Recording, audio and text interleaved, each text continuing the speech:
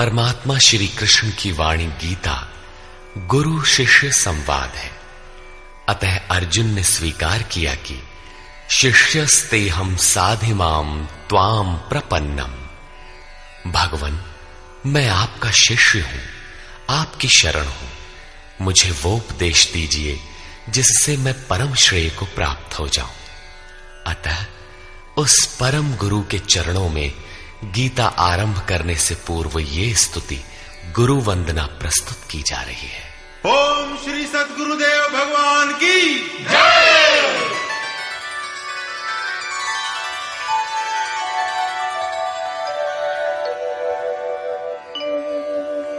जय सद्गुरुदेवम्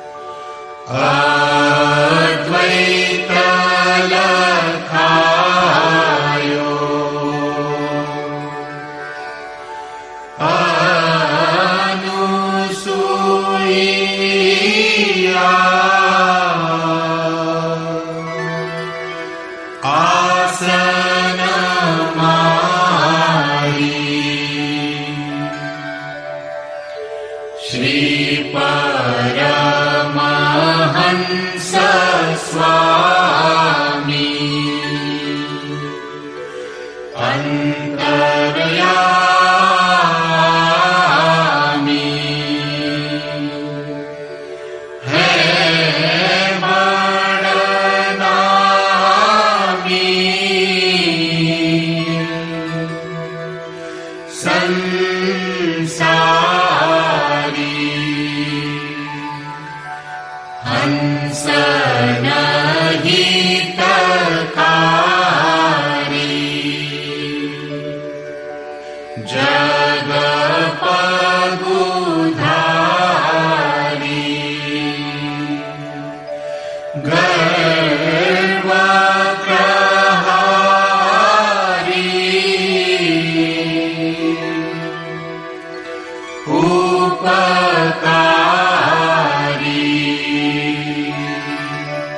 सत पंथ चलायो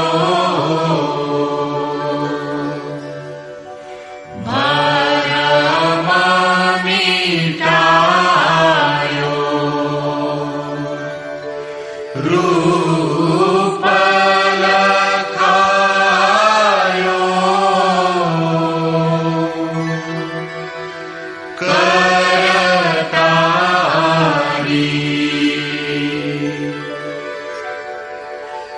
यह शिष्य है तेरो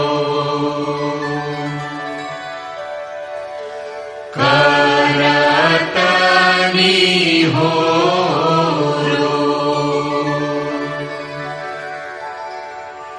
मोह पर हेरो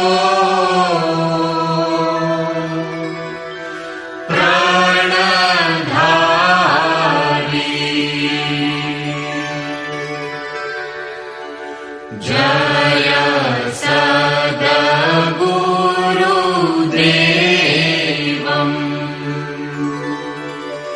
परमानन्दम्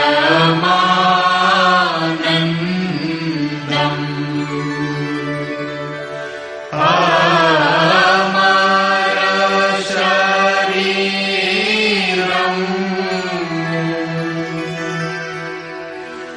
अविकारी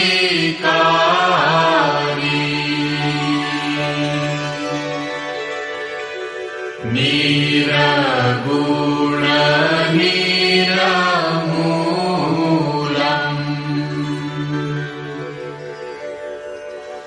धरी स्थूलम्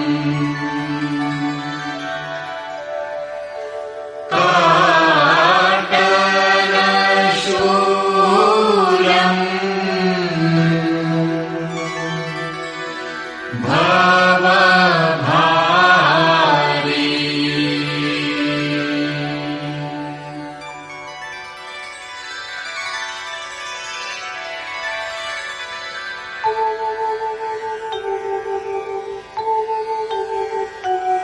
ओम जय गुरुदेव जय गुरुदेव जय गुरुदेव जय गुरुदेव ओम जय गुरुदेव जय गुरुदेव जय गुरुदेव जय गुरुदेव ओम जय गुरुदेव जय गुरुदेव जय गुरुदेव जय गुरुदेव।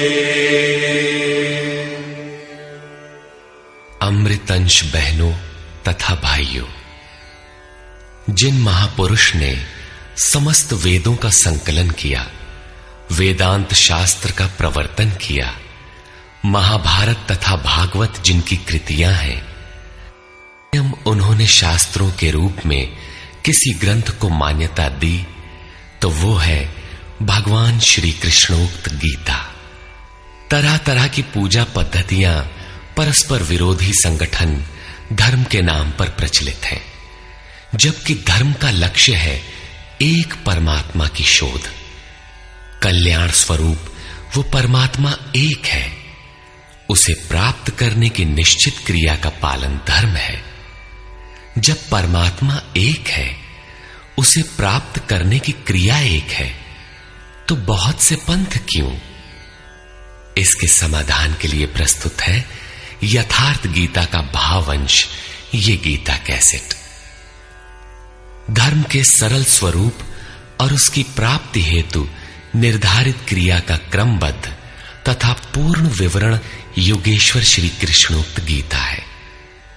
विश्व के प्रत्येक महापुरुष ने जो कुछ भी साधन बताया है, वो सब का सब तथा अनेक गोपनीय स्थितियों का स्पष्टीकरण अकेले गीता में है। इसलिए संपूर्ण मानव जाति के कल्याण का अतर्क शास्त्र गीता है। महाभारत में संकेत है कि जब कौरवों और पांडवों की सेनाएं आमने सामने खड़ी हो गईं, तो संपूर्ण निशांतर कौरवों में प्रवेश कर गए और सभी देवता पांडवों में। इस कथन से महर्षि व्यास ने स्पष्ट कर दिया कि गीता के सभी पात्र देवता या असुर हैं तथा प्रतीकात्मक हैं। प्रत्येक मनुष्य के अंतःकरण में दैवी और आसुरी दो प्रकृतियां अनादिकाल से हैं। दैवी शक्तियों के सहयोग से जब मनुष्य अपने आत्म स्वरूप की ओर अग्रसर होता है, तो काम, क्रोध, राग, द्वेष इत्यादि आसुरी वृत्तियां बाधा के रूप में आक्रमण करती हैं। उनका पार पाना ही वास्तविक युद्ध है। अर्जुन श्रेय के लिए विकल था। उसकी दृष्टि में श्रेय का उपाय था कुल धर्म, पिंडोदक क्रिया, वर्ण संकर से बचाव, कुल क्षय से बचने के लिए युद्ध न करना इत्यादि।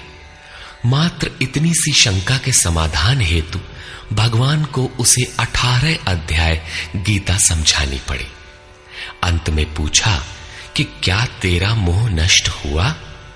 अर्जुन ने स्वीकार किया कि भगवान, मेरा मोह नष्ट हो गया और अब मैं वैसा ही करूंगा जैसा भगवान ने उपदेश दिया है।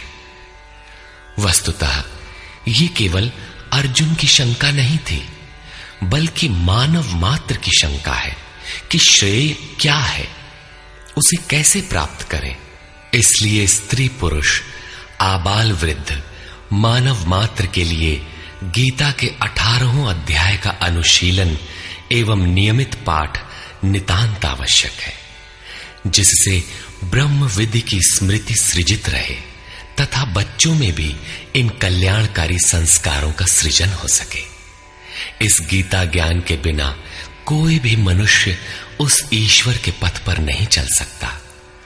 अक्षय सुख, शाश्वत शांति, लोक में समृद्धि तथा मूल शंका समाधान हेतु इन कैसेटों का संकलन किया गया है।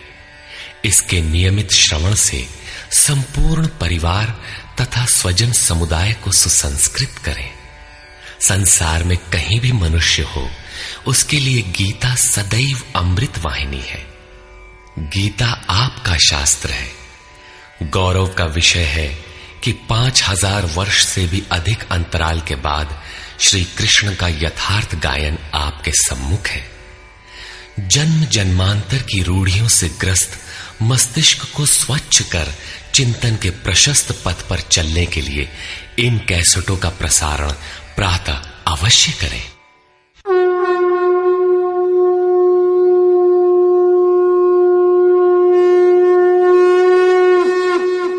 ओम श्री परमात्मने नमः। यथार्थ गीता, श्रीमद् भगवत गीता, अथ प्रथमो अध्यायः।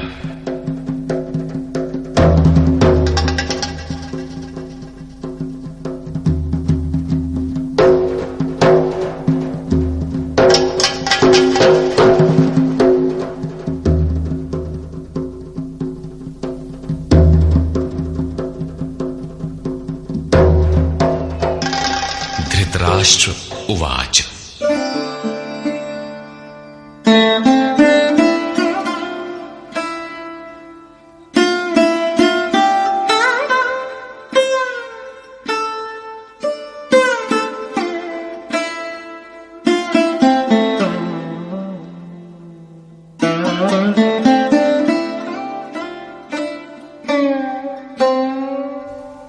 धर्मक्षेत्रे कुरुक्षेत्रे समवेता युयुत्सवः मामकाः पाण्डवाश्चैव किमकुर्वत संजय।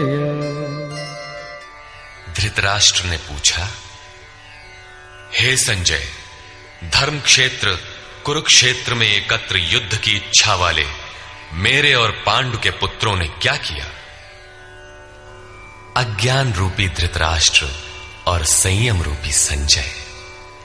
अज्ञान मन के अंतराल में रहता है अज्ञान से आवृत मन धृतराष्ट्र जन्मांध है, किंतु संयम रूपी संजय के माध्यम से यह देखता है, सुनता है। वो समझता है कि परमात्मा ही सत्य है। फिर भी जब तक इससे उत्पन्न मोह रूपी दुर्योधन जीवित है, इसकी दृष्टि सदैव कौरवों पर रहती है, विकारों पर ही रहती है। धर्म एक क्षेत्र है। जब हृदय देश में दैवी संपत्ति का बाहुल्य होता है तो यह शरीर धर्म क्षेत्र बन जाता है, और जब इसमें आसुरी संपत्ति का बाहुल्य होता है तो यह शरीर कुरुक्षेत्र बन जाता है। कुरु अर्थात करो। यह शब्द आदेशात्मक है। भगवान श्री कृष्ण कहते हैं, प्रकृति से उत्पन्न तीनों गुणों द्वारा परवश होकर मनुष्य कर्म करता है। वो क्षण मात्र भी कर्म किए बिना नहीं रह सकता, गुण उससे करा लेते हैं। तीनों गुण मनुष्य को देवता से कीट पर्यंत शरीरों में ही बांधते हैं। जब तक प्रकृति और प्रकृति से उत्पन्न गुण जीवित हैं, तब तक कुरु लगा रहेगा। अतः जन्म मृत्यु वाला क्षेत्र, विकारों वाला क्षेत्र कुरुक्षेत्र है, और परम धर्म परमात्मा में प्रवेश दिलाने वाली पुण्यमयी प्रवृत्तियों का क्षेत्र धर्म क्षेत्र है। पुरातत्वविद पंजाब में काशी प्रयाग के मध्य तथा अनेकानेक स्थलों पर कुरुक्षेत्र की शोध में लगे हैं, किंतु गीताकार ने स्वयं बताया है कि जिस क्षेत्र में यह युद्ध हुआ वो कहां है। इदम शरीरम कौन्तेय क्षेत्र मित्य भिधीयते।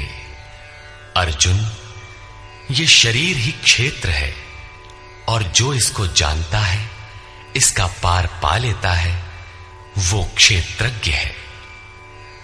आगे इन्होंने क्षेत्र का विस्तार बताया, जिसमें 10 इंद्रियां, मन, बुद्धि, अहंकार, 5 विकार और 3 गुणों का वर्णन है। शरीर ही क्षेत्र है, एक अखाड़ा है। इसमें लड़ने वाली प्रवृत्तियां 2 हैं, दैवी संपद और आसुरी संपद। पांडु की संतान और धृतराष्ट्र की संतान सजातीय और विजातीय प्रवृत्तियां। अनुभवी महापुरुष की शरण जाने पर इन दोनों प्रवृत्तियों में संघर्ष का सूत्रपात होता है। यह क्षेत्र क्षेत्रज्ञ का संघर्ष है, और यही वास्तविक युद्ध है। विश्व युद्धों से इतिहास भरा पड़ा है, किंतु उनमें जीतने वालों को भी शाश्वत विजय नहीं मिलती। ये तो आपसी बदले हैं। प्रकृति का सर्वथा शमन करके प्रकृति से परे की सत्ता का दिग्दर्शन करना और उसमें प्रवेश पाना ही वास्तविक विजय है। यही एक ऐसी विजय है जिसके पीछे हार नहीं है। यही मुक्ति है जिसके पीछे जन्म मृत्यु का बंधन नहीं है। इस प्रकार अज्ञान से आच्छादित प्रत्येक मन संयम के द्वारा जानता है कि क्षेत्र क्षेत्रज्ञ के युद्ध में क्या हुआ। अब जैसा जिसके संयम का उत्थान है, वैसे वैसे उसे दृष्टि आती जाएगी। संजय उवाच। दृष्ट्वा तु पाण्डवानीकम् व्यूढम् दुर्योधनस्तदा आचार्यमुपसंगम्य राजा वचनमब्रवीत्। उस समय राजा दुर्योधन ने व्यूह रचना युक्त पांडवों की सेना को देखकर द्रोणाचार्य के पास जाकर ये वचन कहा। द्वैत के आचरण ही द्रोणाचार्य हैं। जब जानकारी हो जाती है कि हम परमात्मा से अलग हो गए हैं, वहां उसकी प्राप्ति के लिए तड़प पैदा हो जाती है। तभी हम गुरु की तलाश में निकलते हैं। दोनों प्रवृत्तियों के बीच यही प्राथमिक गुरु है। यद्यपि बाद के सद्गुरु योगेश्वर श्री कृष्ण होंगे, जो योग की स्थिति वाले होंगे। राजा दुर्योधन आचार्य के पास जाता है। मोह रूपी दुर्योधन। मोह संपूर्ण व्याधियों का मूल है, राजा है। दुर्योधन दुरु अर्थात दूषित, योधन अर्थात वह धन। आत्मिक संपत्ति ही स्थिर संपत्ति है, उसमें जो दोष उत्पन्न करता है वो है मोह। ये प्रकृति की ओर खींचता है और वास्तविक जानकारी के लिए प्रेरणा भी प्रदान करता है। मोह है तभी तक पूछने का प्रश्न भी है, अन्यथा सभी पूर्ण ही हैं। अतः व्यूह रचना युक्त पांडवों की सेना को देखकर, अर्थात पुण्य से प्रवाहित सजातीय वृत्तियों को संगठित देखकर, मोह रूपी दुर्योधन ने गुरु द्रोण के पास जाकर यह कहा,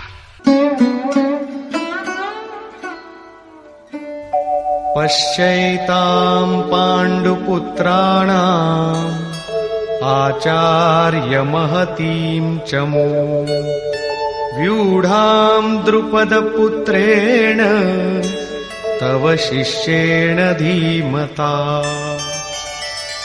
हे आचार्य, आपके बुद्धिमान शिष्य द्रुपद पुत्र धृष्टद्युम्न द्वारा व्यूहाकार खड़ी की हुई पांडु पुत्रों की इस भारी सेना को देखिए। शाश्वत अचल पद में आस्था रखने वाला दृढ़ मन ही धृष्टद्युम्न है। यही पुण्यमयी प्रवृत्तियों का नायक है। साधन कठिन न मन कर टेका। साधन कठिन नहीं, मन की दृढ़ता कठिन होनी चाहिए। अब देखें सेना का विस्तार। अत्र शूरा महेश्वासा भीमार्जुन समायुधि युयुधानो विराटश्च द्रुपदश्च महारथः। इस सेना में महेश्वासा, महान ईश में वास दिलाने वाले भाव रूपी भीम, अनुराग रूपी अर्जुन के समान बहुत से शूरवीर, जैसे सात्विकता रूपी सात्यकी, विराटः, सर्वत्र ईश्वरी प्रवाह की धारणा, महारथी राजा द्रुपद अर्थात अचल स्थिति, तथा धृष्टकेतुश्चेकितानः काशीराजश्च वीर्यवान् पुरुजित् कुन्तिभोजश्च शैब्यश्च नरपुंगवः। धृष्टकेतुः दृढ़ कर्तव्य, चेकितानः जहां भी जाए वहां से चित्त को खींचकर इष्ट में स्थिर करना, काशीराजः काया रूपी काशी में ही वो साम्राज्य है, पुरजित स्थूल सूक्ष्म और कारण शरीरों पर विजय दिलाने वाला पुरुजित, कुंती भोजः कर्तव्य से भव पर विजय, नरों में श्रेष्ठ शैव्य अर्थात सत्य व्यवहार। युधामन्युश्च विक्रान्तः उत्तमौजाश्च वीर्यवान् सौभद्रो द्रौपदेयाश्च सर्व एव महारथाः। और पराक्रमी युधामन्यु, युद्ध के अनुरूप मन की धारणा, उत्तमौजाः शुभ की मस्ती, सुभद्रा पुत्र अभिमन्यु। जब शुभ आधार आ जाता है तो मन भय से रहित हो जाता है। ऐसा शुभ आधार से उत्पन्न अभय मन, ध्यान रूपी द्रौपदी के पांचों पुत्र वात्सल्य, लावण्य, सौम्यता, स्थिरता, सहृदयता, सब के सब महारथी है। साधन पथ पर संपूर्ण योग्यता के साथ चलने की क्षमताएं हैं। इस प्रकार दुर्योधन ने पांडव पक्ष के 15-20 नाम गिनाए, जो दैवी संपद के महत्वपूर्ण अंग है। विजातीय प्रवृत्ति का राजा होते हुए भी मोह ही सजातीय प्रवृत्तियों को समझने के लिए बाध्य करता है। दुर्योधन अपना पक्ष संक्षेप में कहता है, यदि कोई बाह्य युद्ध होता तो अपनी फौज बढ़ा चढ़ा कर गिनाता, विकार कम गिनाए गए, क्योंकि उन पर विजय पाना है, वे नाशवान हैं। केवल 5-7 विकार बताए गए, जिनके अंतराल में संपूर्ण बहिर्मुखी प्रवृत्ति विद्यमान है, जैसे अस्माकं तु विशिष्टाये तान्निबोध द्विजोत्तम नायका मम सैन्यस्य संज्ञार्थं तान् ब्रवीमि ते। द्विजोत्तम, हमारे पक्ष में जो जो प्रधान हैं उन्हें भी आप समझ लें। आपको जानने के लिए मेरी सेना के जो नायक हैं उनको कहता हूं। बाह्य युद्ध में सेनापति के लिए द्विजोत्तम संबोधन असामयिक है। वस्तुतः गीता अंतःकरण की 2 प्रवृत्तियों का संघर्ष है, जिसमें द्वैत का आचरण ही द्रोण है। जब तक हम लेश मात्र भी आराध्य से अलग हैं, तब तक प्रकृति विद्यमान है, द्वैत बना है। इस द्वि पर जय पाने की प्रेरणा प्रथम गुरु द्रोणाचार्य से मिलती है। अधूरी शिक्षा ही पूर्ण जानकारी के लिए प्रेरणा प्रदान करती है। वो पूजा स्थली नहीं, वहां शौर्य सूचक संबोधन होना चाहिए। विजातीय प्रवृत्ति के नायक कौन कौन हैं?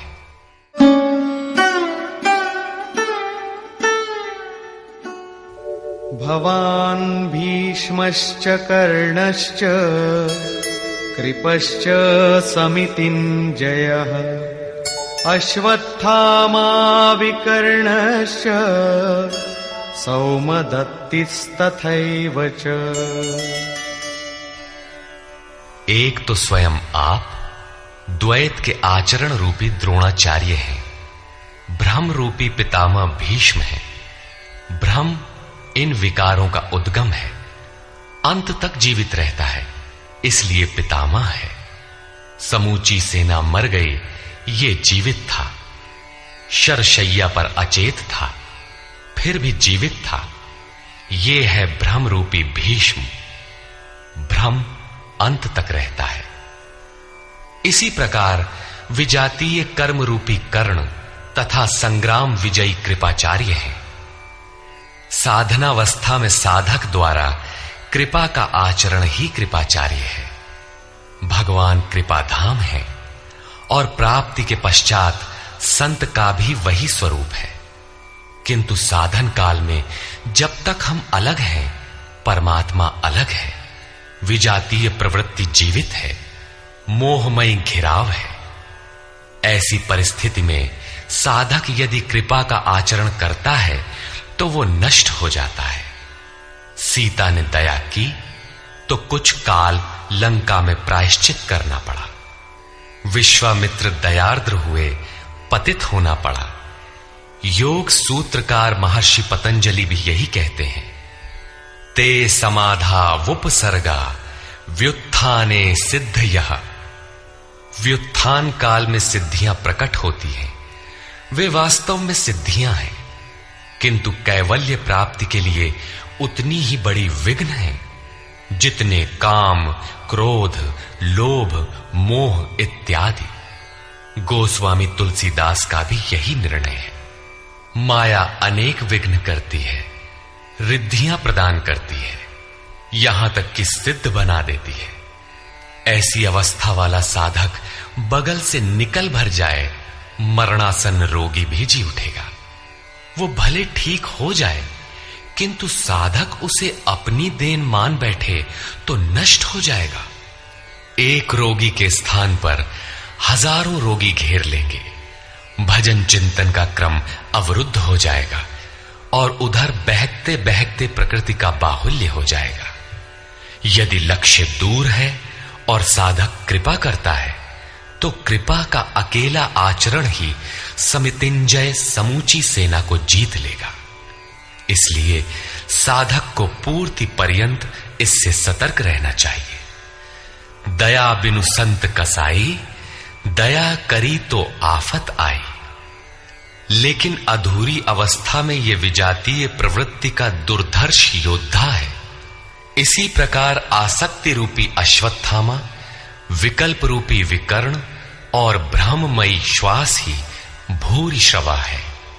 ये सभी बहिर्मुखी प्रवाह के नायक हैं।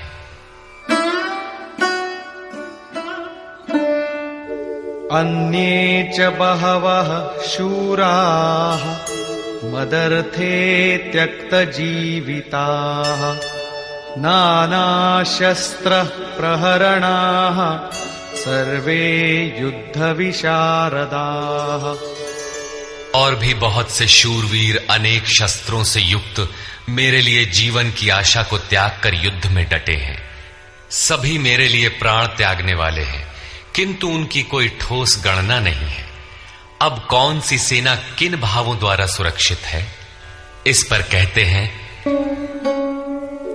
अपर्याप्तं तदस्माकं बलं भीष्माभिरक्षितं पर्याप्तं त्विदमेतेषां बलं भीमाभिरक्षितम्। भीष्म द्वारा रक्षित हमारी सेना सब प्रकार से अजेय है और भीम द्वारा रक्षित इन लोगों की सेना जीतने में सुगम है। पर्याप्त और अपर्याप्त जैसे श्लिष्ट शब्द का प्रयोग दुर्योधन की आशंका को व्यक्त करता है। अतः देखना है कि भीष्म कौन सी सत्ता है जिस पर कौरव निर्भर करते हैं, तथा भीम कौन सी सत्ता है जिस पर दैवी संपद संपूर्ण पांडव निर्भर है। दुर्योधन अपनी व्यवस्था देता है कि अयनेषु च सर्वेषु यथा भागमवस्थिताः भीष्ममेवाभिरक्षन्तु भवन्तः सर्व एव हि। इसलिए सब मोर्चों पर अपनी अपनी जगह स्थित रहते हुए आप लोग सब के सब भीष्म की ही सब ओर से रक्षा करें। यदि भीष्म हैं तो हम अजेय हैं, इसलिए आप पांडवों से न लड़कर केवल भीष्म की ही रक्षा करें। कैसा योद्धा है भीष्म, जो स्वयं अपनी रक्षा नहीं कर पा रहा है, कौरवों को उसकी रक्षा व्यवस्था करनी पड़ रही है। ये कोई बाह्य योद्धा नहीं, ब्रह्म ही भीष्म है। जब तक ब्रह्म जीवित है तब तक विजातीय प्रवृत्तियां कौरव अजेय हैं। अजेय का ये अर्थ नहीं कि जिसे जीता ही ना जा सके, बल्कि अजेय का अर्थ दुर्जय है, जिसे कठिनाई से जीता जा सकता हो। महा अजय संसार रिपु जीति सकई सो वीर। यदि भ्रम समाप्त हो जाए तो अविद्या अस्तित्वहीन हो जाए। मोह इत्यादि जो आंशिक रूप से बचे भी हैं, शीघ्र ही समाप्त हो जाएंगे। भीष्म की इच्छा मृत्यु थी, इच्छा ही भ्रम है। इच्छा का अंत और भ्रम का मिटना एक ही बात है। इसी को संत कबीर ने सरलता से कहा, इच्छा काया इच्छा माया इच्छा जग उपजाया। कह कबीर जे इच्छा विवर्जित ताका पार न पाया। जहां भ्रम नहीं होता वो अपार और अव्यक्त है। इस शरीर के जन्म का कारण इच्छा है, इच्छा ही माया है और इच्छा ही जगत की उत्पत्ति का कारण है। सो कामयत तदैक्षत बहुश्याम प्रजायेय इति। कबीर कहते हैं, जो इच्छाओं से सर्वथा रहित हैं, तिनका पार न पाया। वे अपार अनंत असीम तत्व में प्रवेश पा जाते हैं। यो कामो निष्काम आप्त काम आत्म कामो न तस्य प्राणा उत्क्रामंति ब्रह्म व सन ब्रह्माप्येति। जो कामनाओं से रहित आत्मा में स्थिर आत्म स्वरूप है, उसका कभी पतन नहीं होता। वो ब्रह्म के साथ एक हो जाता है। आरंभ में इच्छाएं अनंत होती हैं और अंततो गत्वा परमात्म प्राप्ति की इच्छा शेष रहती है। जब ये इच्छा भी पूरी हो जाती है, तब इच्छा भी मिट जाती है। यदि उससे भी बड़ी कोई वस्तु होती तो आप उसकी इच्छा अवश्य करते। जब उससे आगे कोई वस्तु है ही नहीं, तो इच्छा किसकी होगी? जब प्राप्त होने योग्य कोई वस्तु अप्राप्त न रह जाए, तो इच्छा भी समूल नष्ट हो जाती है और इच्छा के मिटते ही ब्रह्म का सर्वथा अंत हो जाता है। यही भीष्म की इच्छा मृत्यु है। भीम द्वारा रक्षित इन लोगों की सेना जीतने में सुगम है। भाव रूपी भीम भावे विद्यते देवः। भाव में वो क्षमता है कि अविदित परमात्मा भी विदित हो जाता है। भाववस्य भगवान सुख निधान करुणा अयन। श्री कृष्ण ने इसे श्रद्धा कहकर संबोधित किया है। भाव में वो क्षमता है कि भगवान को भी वश में कर लेता है। भाव से ही संपूर्ण पुण्यमयी प्रवृत्ति का विकास है। ये पुण्य का संरक्षक है तो इतना बलवान कि परम देव परमात्मा को संभव बनाता है, किंतु साथ ही इतना कोमल भी है कि आज भाव है तो कल अभाव में बदलते देर नहीं लगती। इष्ट में लेश मात्र भी त्रुटि प्रतीत होने पर भाव डगमगा जाता है। पुण्यमयी प्रवृत्ति विचलित हो उठती है, इष्ट से संबंध टूट जाता है। इसलिए भीम द्वारा रक्षित इन लोगों की सेना जीतने में सुगम है। महर्षि पतंजलि का भी यही निर्णय है। स तु दीर्घ काल नैरंतर्य सत्कारा सेवितो दृढ़ भूमि। दीर्घ काल तक निरंतर श्रद्धा भक्ति पूर्वक किया हुआ साधन ही दृढ़ हो पाता है।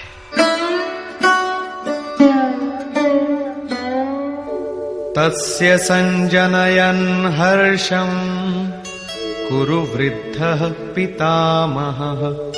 सिंहनादं विनद्योच्चैः शंखं दद्मौ प्रतापवान्। इस प्रकार अपने बलाबल का निर्णय लेकर शंख ध्वनि हुई। शंख ध्वनि पात्रों के पराक्रम की घोषणा है कि जीतने पर कौन सा पात्र आपको क्या देगा। कौरवों में वृद्ध प्रतापवान पितामह भीष्म ने उस दुर्योधन के हृदय में हर्ष उत्पन्न करते हुए उच्च स्वर से सिंहनाद के समान भयप्रद शंख बजाया। सिंह प्रकृति से भयावह पहलू का प्रतीक है।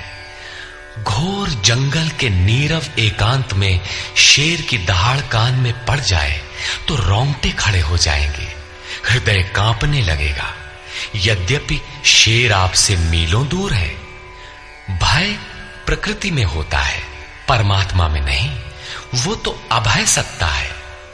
भ्रम रूपी भीष्म यदि विजयी होता है तो प्रकृति के जिस भयारण्य में आप हैं उससे भी अधिक भय के आवरण में बांध देगा। भय की एक परत और बढ़ जाएगी, भय का आवरण घना हो उठेगा। ये भ्रम इसके अतिरिक्त और कुछ नहीं दे सकेगा। अतः प्रकृति से निवृत्ति ही गंतव्य का मार्ग है। संसार में प्रवृत्ति तो भवाटवी है, घोर अंधकार की छाया है। इसके आगे कौरवों की कोई घोषणा नहीं है। कौरवों की ओर से कई बाजे एक साथ बजे, किंतु कुल मिलाकर वे भी भय ही प्रदान करते हैं, इससे अधिक कुछ नहीं। प्रत्येक विकार कुछ न कुछ भय तो देता ही है। इसलिए उन्होंने भी घोषणा की, ततः शंखाश्च भैर्यश्च पणवानक गोमुखाः सहसैवाभ्यहन्यन्त सशब्दस्तु मूलोऽभवत्। तदनंतर अनेक शंख, नगारे, ढोल और नरसिंहादि बाजे एक साथ ही बजे। उनका शब्द भी बड़ा भयंकर हुआ। भय का संचार करने के अतिरिक्त कौरवों की कोई घोषणा नहीं है। बहिर्मुखी विजातीय प्रवृत्ति सफल होने पर मोहमय बंधन और घना कर देती है। अब पुण्यमयी प्रवृत्तियों की ओर से घोषणाएं हुई, जिनमें पहली घोषणा योगेश्वर श्री कृष्ण की है।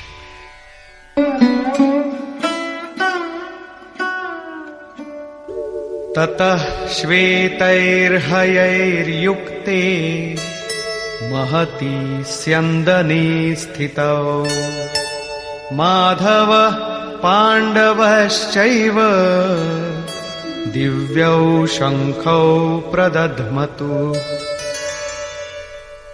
इसके उपरांत श्वेत घोड़ों से युक्त, जिनमें लेश मात्र कालिमा दोष नहीं है, श्वेत सात्विक निर्मलता का प्रतीक है।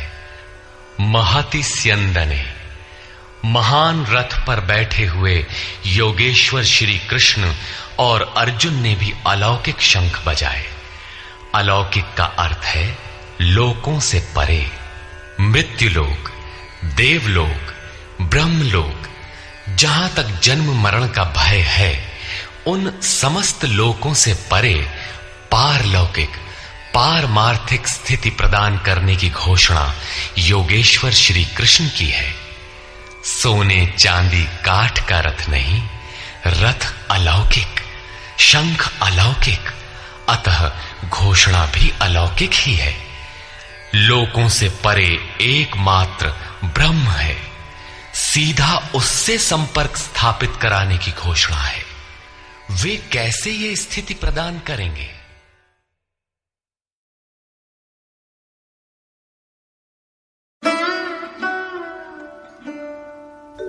पांचजन्यं ऋषिकेशो देवदत्तं धनञ्जयः पौंड्रं दध्मौ महाशंखं भीमकर्मावृकोदरः।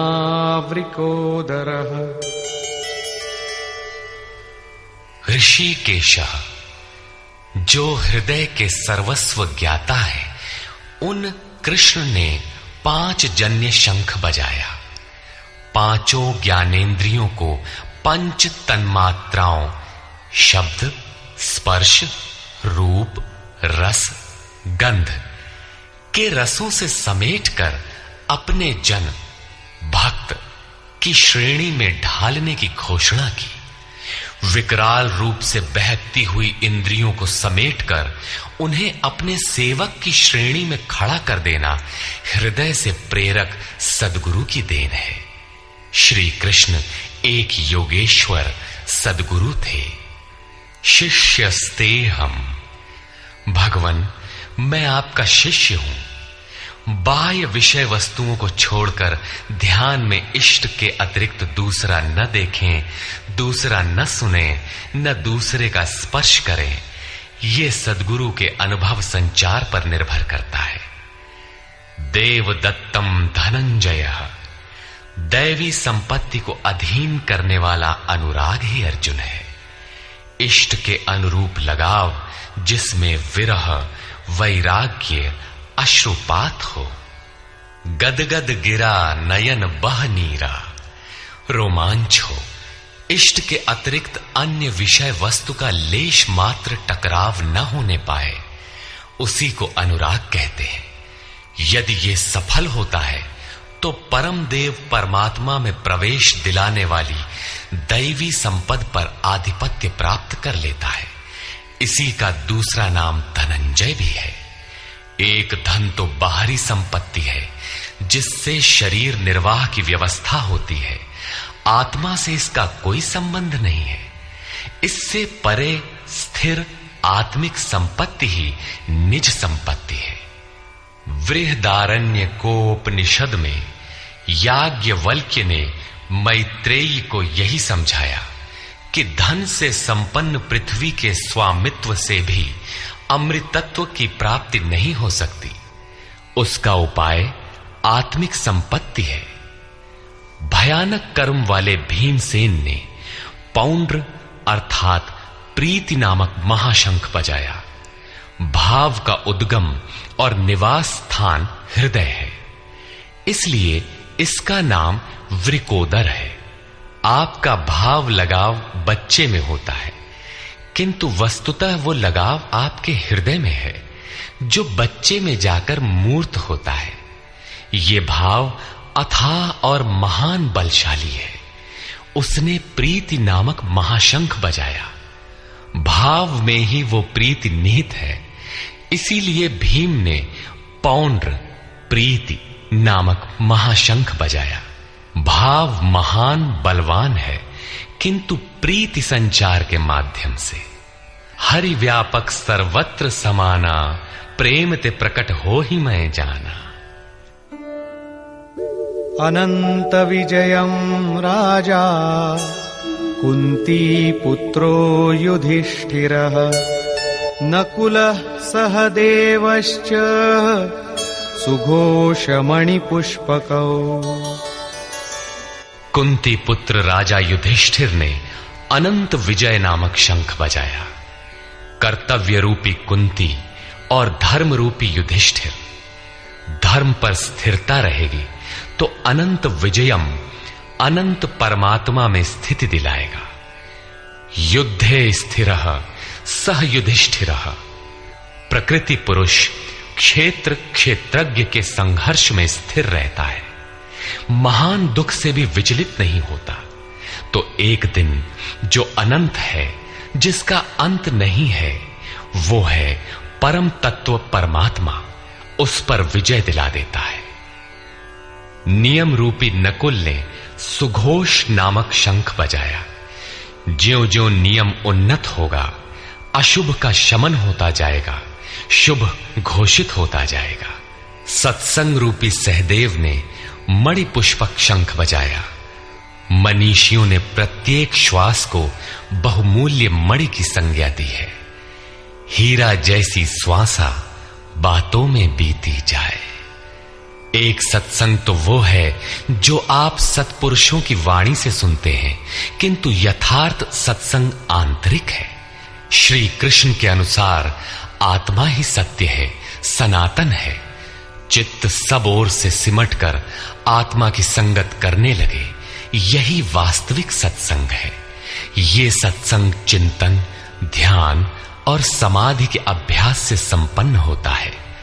ज्यों-ज्यों सत्य के सान्निध्य में सुरत टिकती जाएगी, त्यों-त्यों एक एक श्वास पर नियंत्रण मिलता जाएगा।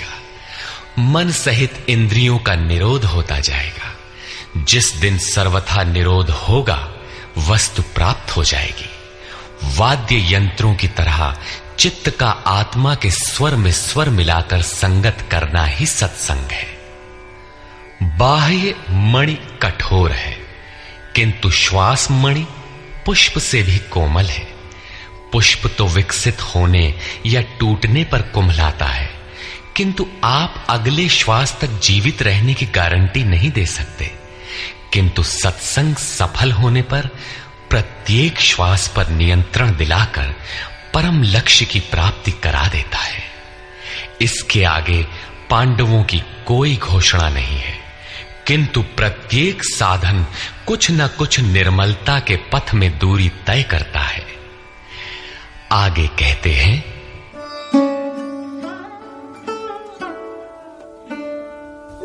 काश्यश्च परमेश्वासः शिखण्डी च महारथः धृष्टद्युम्नो विराटश्च सात्यकिश्चापराजितः। काया रूपी काशी। पुरुष जब सब ओर से मन सहित इंद्रियों को समेटकर काया में ही केंद्रित करता है, तो परमेश्वासः परम ईश में वास का अधिकारी हो जाता है। परम ईश में वास दिलाने में सक्षम काया ही काशी है। काया में ही परम ईश का निवास है। परमेश्वास का अर्थ श्रेष्ठ धनुष वाला नहीं, बल्कि परम धन ईश धन वास है। शिखा सूत्र का त्याग ही शिखंडी है। आजकल लोग सिर के बाल कटा लेते हैं और सूत्र के नाम पर गले की जनेऊ हटा लेते हैं, अग्नि जलाना छोड़ देते हैं। हो गया सन्यास उनका। नहीं, वस्तुतः शिखा लक्ष्य का प्रतीक है जिसे आपको पाना है, और सूत्र है संस्कारों का। जब तक आगे परमात्मा को पाना शेष है, पीछे संस्कारों का सूत्रपात लगा हुआ है, तब तक त्याग कैसा, सन्यास कैसा? अभी तो चलने वाले पथिक हैं। जब प्राप्तव्य प्राप्त हो जाए, पीछे लगे हुए संस्कारों की डोर कट जाए, ऐसी अवस्था में ब्रह्म सर्वथा शांत हो जाता है। इसलिए शिखंडी ही ब्रह्म रूपी भीष्म का विनाश करता है। शिखंडी चिंतन पथ की विशिष्ट योग्यता है, महारथी है। धृष्टद्युम्न दृढ़ और अचल मन तथा विराटः सर्वत्र विराट ईश्वर का प्रसार देखने की क्षमता इत्यादि दैवी संपद के प्रमुख गुण हैं। सात्विकता ही सात्य की है। सत्य के चिंतन की प्रवृत्ति अर्थात सात्विकता यदि बनी है तो कभी गिरावट नहीं आने पाएगी, इस संघर्ष में पराजित नहीं होने देगी। द्रुपदो द्रौपदेयाश्च सर्वशः पृथिवीपते सौभद्रश्च महाबाहुः शंखान् दद्मुः पृथक् पृथक्। अचल पददायक द्रुपद और ध्यान रूपी द्रौपदी के पांचों पुत्र सहृदयता, वात्सल्य, लावण्य, सौम्यता इत्यादि साधन में महान सहायक महारथी हैं तथा बड़ी भुजा वाला अभिमन्यु, इन सब ने पृथक पृथक शंख बजाए। भुजा कार्यक्षेत्र का प्रतीक है। जब मन भय से रहित हो जाता है तो उसकी पहुंच दूर तक हो जाती है। हे राजन, इन सब ने अलग अलग शंख बजाए, कुछ न कुछ दूरी सभी तय कराते हैं। इनका पालन आवश्यक है, इसलिए इनके नाम गिनाए। इसके अतिरिक्त कुछ दूरी ऐसी भी है जो मन बुद्धि से परे है। भगवान स्वयं ही अंतःकरण में विराज कर तय कराते हैं। इधर दृष्टि बनकर आत्मा से खड़े हो जाते हैं और सामने स्वयं खड़ा होकर अपना परिचय करा लेते हैं। सघोषोधार्तराष्ट्राणाम् हृदयानि व्यदारयत् नभश्च पृथिवीं चैव तुमुलो व्यनुनादयन्। उस घोर शब्द ने आकाश और पृथ्वी को भी शब्दायमान करते हुए धृतराष्ट्र पुत्रों के हृदय विदीर्ण कर दिए। सेना तो पांडवों की ओर भी थी, किंतु हृदय विदीर्ण हुए धृतराष्ट्र पुत्रों के। वस्तुतः पांचजन्य दैवी शक्ति पर आधिपत्य, अनंत पर विजय, अशुभ का शमन और शुभ की घोषणा धारावाही होने लगे तो कुरुक्षेत्र आसुरी संपद, बहिर्मुखी प्रवृत्तियों का हृदय विदीर्ण हो जाएगा। उनका बल शनैः शनैः क्षीण होने लगता है। सर्वथा सफलता मिलने पर मोहमयी प्रवृत्तियां सर्वथा शांत हो जाती हैं।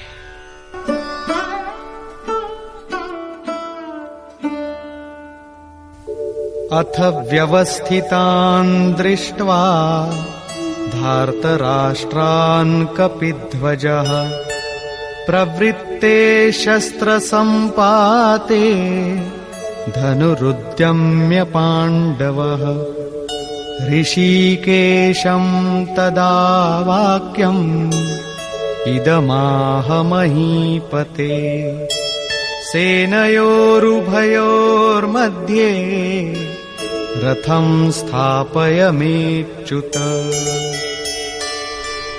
संयम रूपी संजय ने अज्ञान से आवृत मन को समझाया कि हे राजन, उसके उपरांत कपिध्वजः वैराग्य रूपी हनुमान, वैराग्य ही ध्वज है जिसका, ध्वज राष्ट्र का प्रतीक माना जाता है। कुछ लोग कहते हैं ध्वजा चंचल थी, इसलिए कपि ध्वज कहा गया, किंतु नहीं, यहां कपि साधारण बंदर नहीं, स्वयं हनुमान थे, जिन्होंने मान अपमान का हनन किया था। सममान निरादर आदरहीन। प्रकृति की देखी सुनी वस्तुओं से, विषयों से राग का त्याग ही वैराग्य है। अतः वैराग्य ही जिसकी ध्वजा है, उस अर्जुन ने व्यवस्थित रूप से धृतराष्ट्र पुत्रों को खड़े देखकर शस्त्र चलने की तैयारी के समय धनुष उठाकर ऋषिकेशम, जो हृदय के सर्वस्व ज्ञाता है, उन योगेश्वर श्री कृष्ण से ये वचन कहा, हे अच्युत, जो कभी च्युत नहीं होता, मेरे रथ को दोनों सेनाओं के बीच खड़ा करिए। यहां सारथी को दिया गया आदेश नहीं, इष्ट सदगुरु से की गई प्रार्थना है, किस लिए खड़ा करें?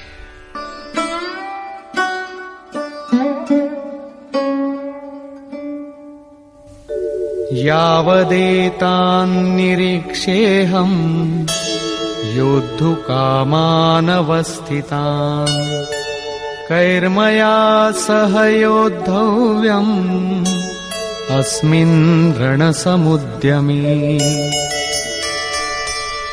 जब तक मैं इन स्थित हुए युद्ध की कामना वालों को अच्छी प्रकार देख न लूं कि इस युद्ध के उद्योग में मुझे किन किन के साथ युद्ध करना योग्य है, इस युद्ध व्यापार में मुझे किन किन के साथ युद्ध करना है। योत्स्यमानान् वेक्षेऽहम् य एतेऽत्र समागताः धार्तराष्ट्रस्य दुर्बुद्धेर्युद्धे प्रियचिकीर्षवः। दुर्बुद्धि दुर्योधन का युद्ध में कल्याण चाहने वाले जो ये राजा लोग इस सेना में आए हैं, उन युद्ध करने वालों को मैं देखूंगा, इसलिए खड़ा करें।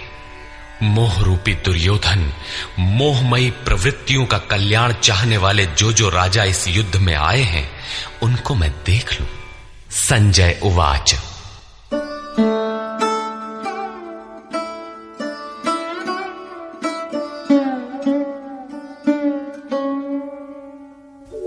एवमुक्तो ऋषिकेशो गुडाकेशेन भारत सेनयोरुभयोर्मध्ये स्थापयित्वा रथोत्तमम् भीष्मद्रोणप्रमुखतः सर्वेषां च महीक्षिताम् उवाच पार्थ पश्यैतान् समवेतान् कुरुनीति। संजय बोला, निद्राजयी अर्जुन द्वारा इस प्रकार कहे जाने पर हृदय के ज्ञाता श्री कृष्ण ने दोनों सेनाओं के बीच भीष्म, द्रोण और महीक्षिताम शरीर रूपी पृथ्वी पर अधिकार जमाए हुए संपूर्ण राजाओं के बीच उत्तम रथ को खड़ा करके कहा कि पार्थ, इन इकट्ठे हुए कौरवों को देख, यहां उत्तम रथ सोने चांदी का रथ नहीं है। संसार में उत्तम की परिभाषा नश्वर शरीर के प्रति अनुकूलता प्रतिकूलता से की जाती है। ये परिभाषा अपूर्ण है। जो हमारे आत्मा हमारे स्वरूप का सदैव साथ दे, वही उत्तम है, जिसके पीछे अनुत्तम मलिनता न हो। तत्रापश्यत् स्थितान् पार्थः पितॄनथ पितामहान् आचार्यान् मातुलान् भ्रातॄन् पुत्रान् पौत्रान् सखींस्तथा श्वशुरान् सुहृदश्चैव सेनयोरुभयोरपि। इसके उपरांत अचूक लक्ष्य वाले पार्थिव शरीर को रथ बनाने वाले पार्थ ने उन दोनों सेनाओं में स्थित पिता के भाइयों को, पितामहों को, आचार्यों को, मामाओं को, भाइयों को, पुत्रों को, पौत्रों को, मित्रों को, श्वसुरों को और सुहृदों को देखा। दोनों सेनाओं में अर्जुन को केवल अपना परिवार, मामा का परिवार, ससुराल का परिवार, सुहृद और गुरुजन दिखाई पड़े। प्रचलित गणना के अनुसार 18 अक्षौहिणी 2.5-3 अरब के लगभग होता है, जो आज के विश्व की जनसंख्या के समकक्ष है। इतने मात्र के लिए यदा कदा विश्व स्तर पर आवास, खाद्य समस्या बन जाती है। इतना बड़ा जन समूह अर्जुन के 3-4 रिश्तेदारों का परिवार मात्र था। क्या इतना बड़ा भी किसी का परिवार होता है? कदापि नहीं। ये हृदय देश का चित्रण है। तान् समीक्ष्य स कौन्तेयः सर्वान् बन्धूनवस्थितान् कृपया परयाविष्टो विषीदन्निदमब्रवीत्।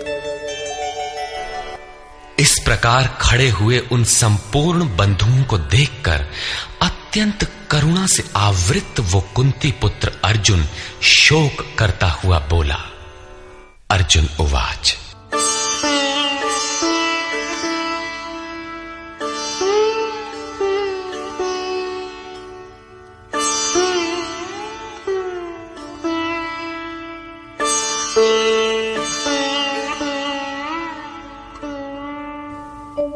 दृष्ट्वेमं स्वजनं कृष्ण युयुत्सुं समुपस्थितम् सीदन्ति मम गात्राणि मुखं च परिशुष्यति वेपथुश्च शरीरे मे रोमहर्षश्च जायते।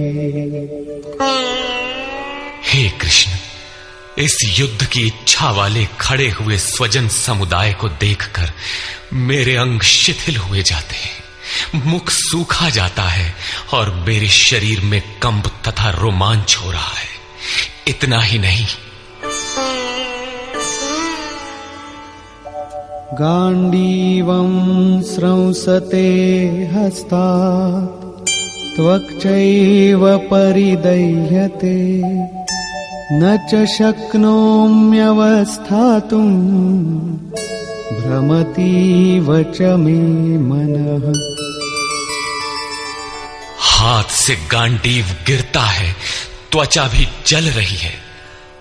अर्जुन को ज्वर सा हो आया, संतप्त हो उठा कि ये कैसा युद्ध है जिसमें स्वजन ही खड़े हैं। अर्जुन को भ्रम हो गया। वो कहता है, अब मैं खड़ा रह पाने में भी अपने को असमर्थ पा रहा हूं। अब आगे देखने की सामर्थ्य नहीं है। निमित्तानि च पश्यामि विपरीतानि केशव न च श्रेयोनुपश्यामि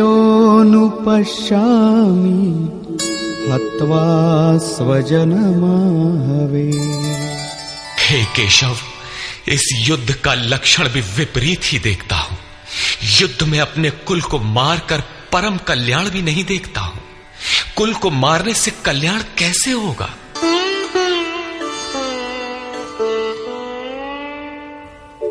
न कांक्षे विजयं कृष्ण न च राज्यं सुखानि च किन्नो राज्येन गोविन्द किं भोगैर्जीवितेन वा। संपूर्ण परिवार युद्ध के मुहाने पर है। इन्हें युद्ध में मारकर विजय से मिलने वाला राज्य और राज्य से मिलने वाला सुख अर्जुन को नहीं चाहिए। वो कहता है, हे श्री कृष्ण, मैं विजय नहीं चाहता, राज्य तथा सुख भी नहीं चाहता। हे गोविंद, हमें राज्य या भोग अथवा जीवन से भी क्या प्रयोजन है? क्यों?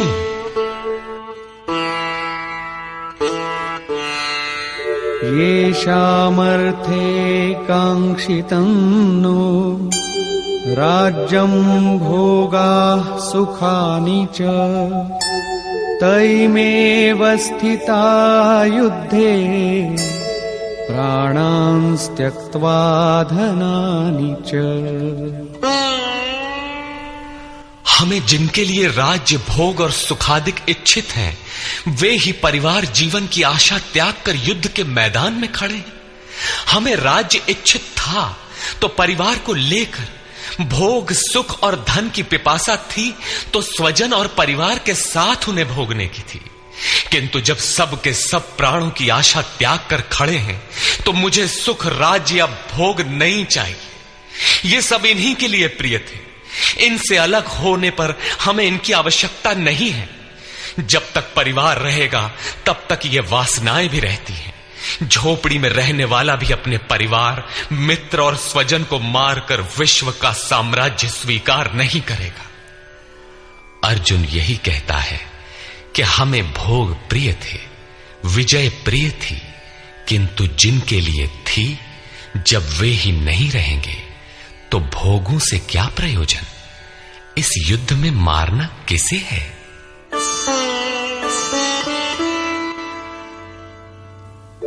आचार्याः पितरः पुत्राः तथैव च पितामहाः मातुलाः श्वशुराः पौत्राः शालाः सम्बन्धिनस्तथा।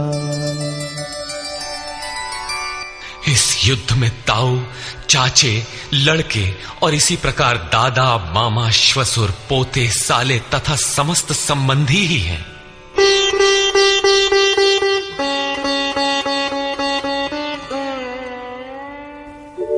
एतान्न हन्तुमिच्छामि घ्नतोऽपि मधुसूदन अपि त्रैलोक्यराज्यस्य हेतो किन्नु मही कृते। हे मधुसूदन, मुझे मारने पर भी अथवा 3 लोक के राज्य के लिए भी मैं इन सबको मारना नहीं चाहता। फिर पृथ्वी के लिए कहना ही क्या। 18 अक्षौहिणी सेना में अर्जुन को अपना परिवार ही दिखाई पड़ा। इतने अधिक स्वजन वास्तव में क्या हैं? वस्तुतः अनुराग ही अर्जुन है। भजन के आरंभ में प्रत्येक अनुरागी के समक्ष यही समस्या रही है। सभी चाहते हैं कि हम भजन करें, उस परम सत्य को पालें, किंतु किसी अनुभवी सद्गुरु के संरक्षण में कोई अनुरागी जब क्षेत्रज्ञ के संघर्ष को समझता है कि हमें किन से लड़ना है, तो वो हताश हो जाता है।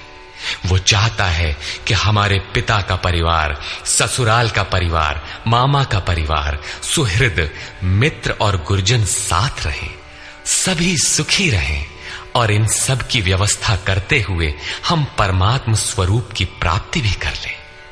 किंतु जब वो समझता है कि आराधना में अग्रसर होने के लिए परिवार छोड़ना होगा, इन संबंधों का मोह समाप्त करना होगा, तो वो अधीर हो उठता है। पूज्य महाराज जी कहा करते थे, मरना और साधु होना बराबर है। साधु के लिए सृष्टि में दूसरा कोई जीवित है भी, किंतु घर वालों के नाम पर कोई नहीं है। यदि कोई है तो लगाव है, मोह समाप्त कहां हुआ। जहां तक लगाव है उसका पूर्ण त्याग, उस लगाव के अस्तित्व मिटने पर ही उसकी विजय है। इन संबंधों का प्रसार ही तो जगत है, अन्यथा जगत में हमारा क्या है। तुलसीदास कहे चिद विलास जग, बूझत बूझत बूझ है। मन का प्रसार ही जगत है। योगेश्वर कृष्ण ने भी मन के प्रसार को ही जगत कहकर संबोधित किया।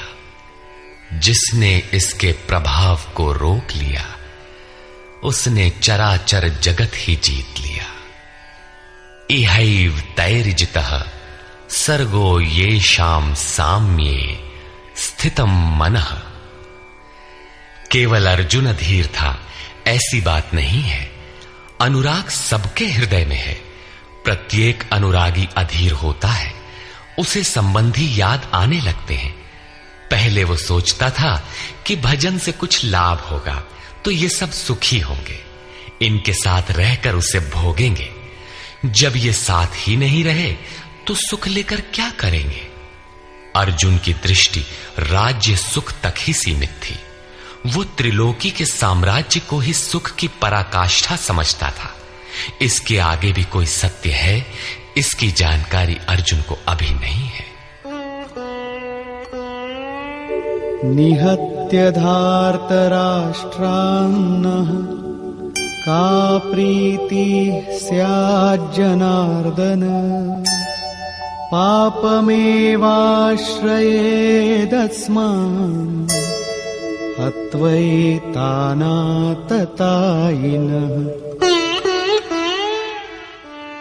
हे जनार्दन, धृतराष्ट्र के पुत्रों को मारकर भी हमें क्या प्रसन्नता होगी।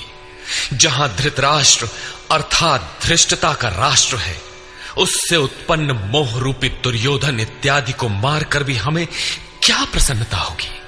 इन आतताइयों को मारकर हमें पाप ही तो लगेगा। जो जीवन यापन के तुच्छ लाभ के लिए अनीति अपनाता है वो आतताई कहलाता है, किंतु वस्तुतः इससे भी बड़ा आतताई वो है जो आत्मा के पथ में अवरोध उत्पन्न करता है। आत्मदर्शन में बाधक काम, क्रोध, लोभ, मोह आदि का समूह ही आतताई है। तस्मान्नार्हा वयं हन्तुं धार्तराष्ट्रान् स्वबान्धवान् स्वजनं हि कथं हत्वा सुखिनः स्याम माधव। इससे हे माधव, अपने बांधव धृतराष्ट्र के पुत्रों को मारने के लिए हम योग्य नहीं हैं। स्वबांधव कैसे? वे तो शत्रु थे ना। वस्तुतः शरीर के रिश्ते अज्ञान से उत्पन्न होते हैं। ये मामा है, ससुराल है, स्वजन समुदाय है, ये सब अज्ञान ही तो है। जब शरीर ही नश्वर है तब इसके रिश्ते ही कहां रहेंगे। मोह है तभी तक सुहृद है, हमारा परिवार है, हमारी दुनिया है। मोह नहीं तो कुछ भी नहीं। इसीलिए वे शत्रु भी अर्जुन को स्वजन दिखाई पड़े। वो कहता है कि अपने कुटुंब को मारकर हम कैसे सुखी होंगे। यदि अज्ञान और मोह न रहे तो कुटुंब का अस्तित्व न हो। यह अज्ञान ज्ञान का प्रेरक भी है।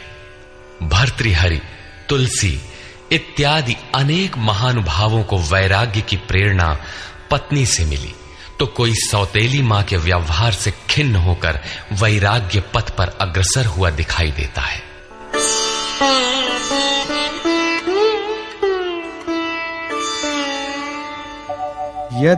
यद्यप्येतेन पश्यन्ति लोभोपहत चेतसः कुलक्षयकृतं दोषं मित्रद्रोहे च पातकम्।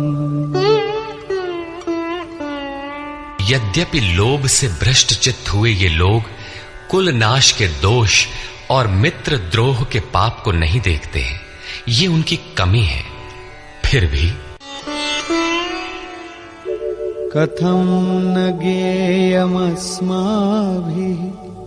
पापादस्मान्निवर्तितुं कुलक्षयकृतं दोषं प्रपश्यद्भिर्जनार्दन। हे जनार्दन, कुल नाश से होने वाले दोषों को जानने वाले हम लोगों को इस पाप से हटने के लिए क्यों नहीं विचार करना चाहिए। मैं ही पाप करता हूं ऐसी बात नहीं, आप भी भूल करने जा रहे हैं। कृष्ण पर भी आरोप लगाया। अभी वो समझ में अपने को कृष्ण से कम नहीं मानता। प्रत्येक नया साधक सद्गुरु की शरण जाने पर इसी प्रकार तर्क करता है और अपने को जानकारी में कम नहीं समझता। यही अर्जुन भी कहता है कि ये भले न समझें, किंतु हम आप तो समझदार हैं। कुल नाश के दोषों पर हमें विचार करना चाहिए। कुल नाश में दोष क्या है? कुलक्षये प्रणश्यन्ति कुलधर्माः सनातनाः धर्मे नष्टे कुलं कृत्स्नम् अधर्मोऽभिभवत्युत।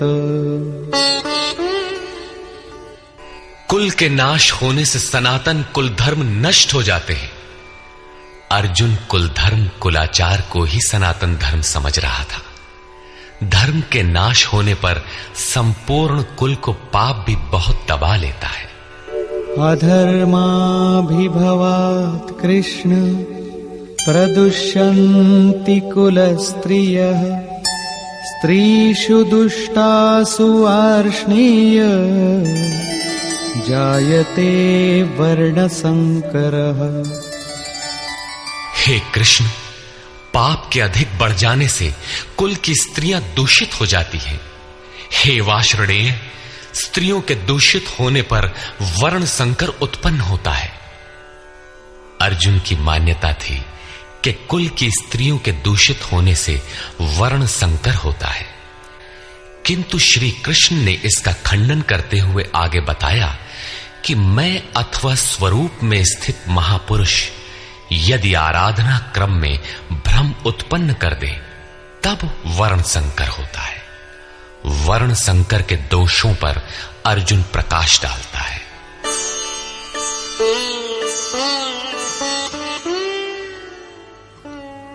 संकरो नरकायैव कुलघ्नानां कुलस्य च पतन्ति पितरो येषां लुप्तपिण्डोदकक्रियाः।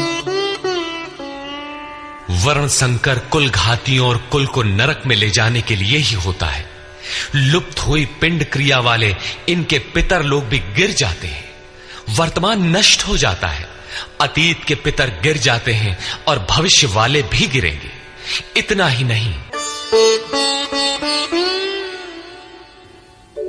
दोषैरेतैः कुलघ्नानां वर्णसंकरकारकैः उत्साद्यन्ते जातिधर्माः कुलधर्माश्च शाश्वताः। इन वर्ण संकर कारक दोषों से कुल और कुलघातियों के सनातन कुल धर्म और जाति धर्म नष्ट हो जाते हैं। अर्जुन मानता था कि कुल धर्म सनातन है, कुल धर्म ही शाश्वत है, किंतु श्री कृष्ण ने इसका खंडन किया और आगे बताया कि आत्मा ही सनातन शाश्वत धर्म है। वास्तविक सनातन धर्म को जानने से पहले मनुष्य धर्म के नाम पर किसी न किसी रूढ़ि को जानता है। ठीक इसी प्रकार अर्जुन भी जानता है जो कृष्ण के शब्दों में एक रूढ़ि है। उत्सन्न कुलधर्माणां मनुष्याणां जनार्दन नरके नियतं वासो भवतीत्यनुशुश्रुम।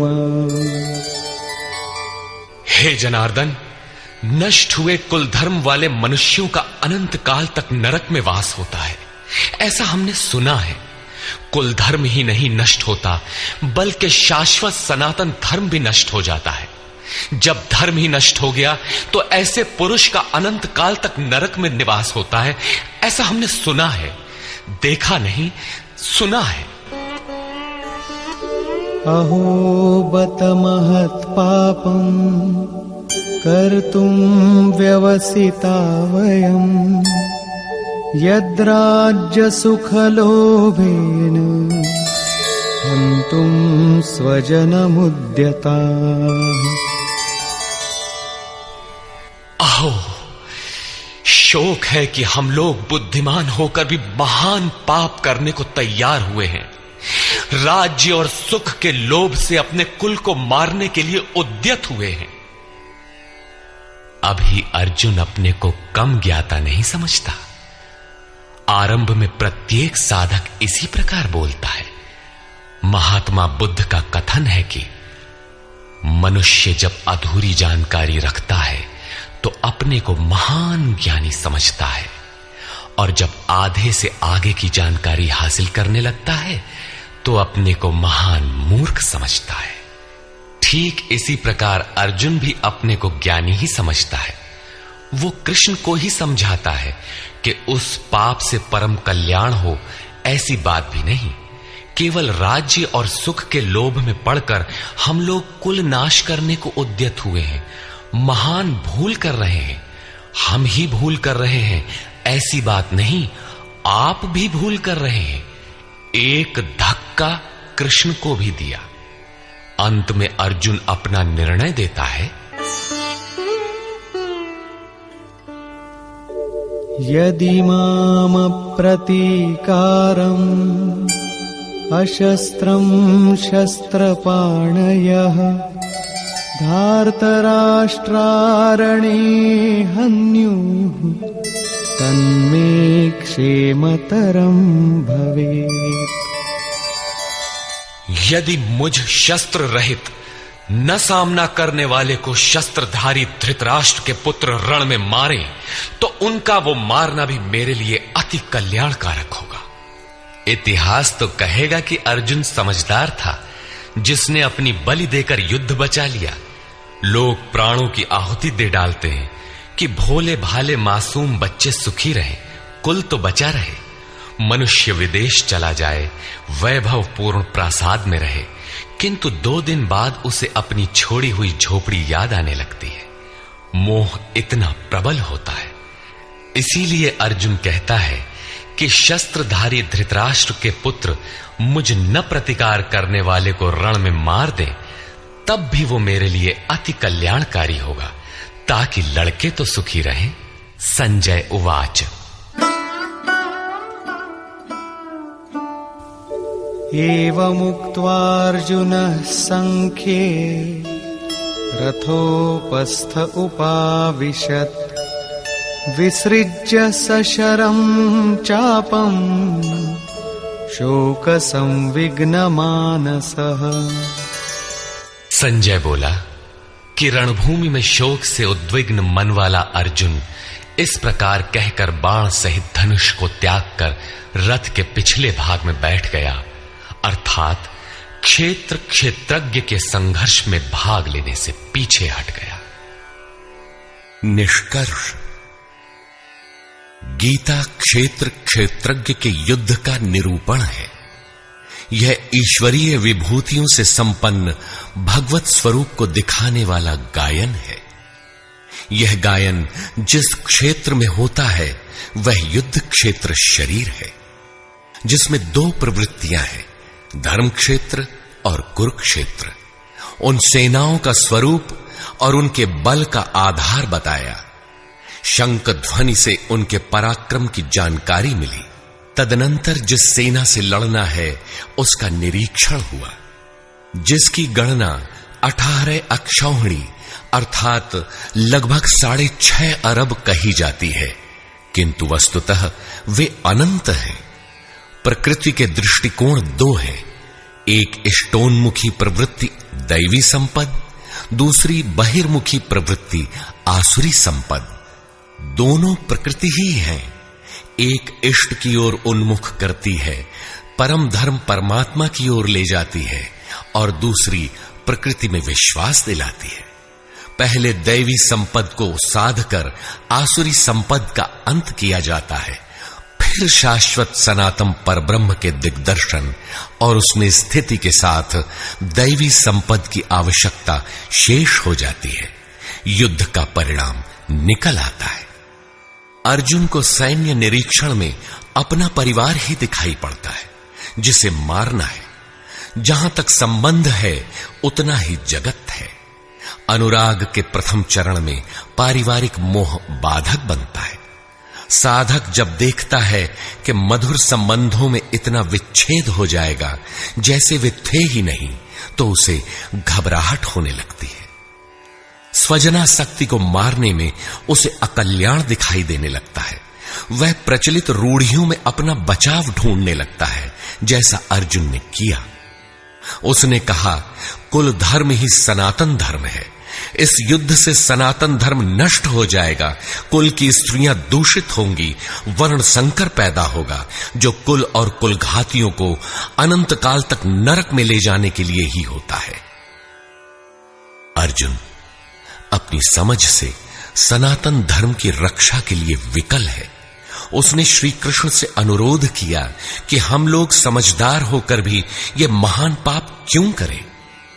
अर्थात श्री कृष्ण भी पाप करने जा रहे हैं। अंततोगत्वा पाप से बचने के लिए मैं युद्ध नहीं करूंगा, ऐसा कहता हुआ हताश अर्जुन रथ के पिछले भाग में बैठ गया। क्षेत्र क्षेत्रज्ञ के संघर्ष से पीछे हट गया। टीकाकारों ने इस अध्याय को अर्जुन विषाद योग कहा है। अर्जुन अनुराग का प्रतीक है। सनातन धर्म के लिए विकल होने वाले अनुरागी का विषाद योग का कारण बनता है। यही विषाद मनु को हुआ था। हृदय बहुत दुख लाग, जन्म गयऊ हरि भगति बिनु। संशय में पड़कर ही मनुष्य विषाद करता है। उसे संदेह था कि वर्ण संकर पैदा होगा जो नरक में ले जाएगा। सनातन धर्म के नष्ट होने का भी उसे विषाद था। अतः संशय विषाद योग का सामान्य नामकरण इस अध्याय के लिए उपयुक्त है। अतः ओम तत्सदिति श्रीमद्भगवद गीता सूपनिषत्सु ब्रह्म विद्यायाम योग शास्त्रे श्री कृष्णार्जुन संवादे संशय विषाद योगो नाम प्रथमोऽध्यायः। इस प्रकार स्वामी अड़गड़ानंद कृत श्रीमद् भगवद गीता के भाष्य यथार्थ गीता का प्रथम अध्याय पूर्ण होता है। हरि ओम तत्सत।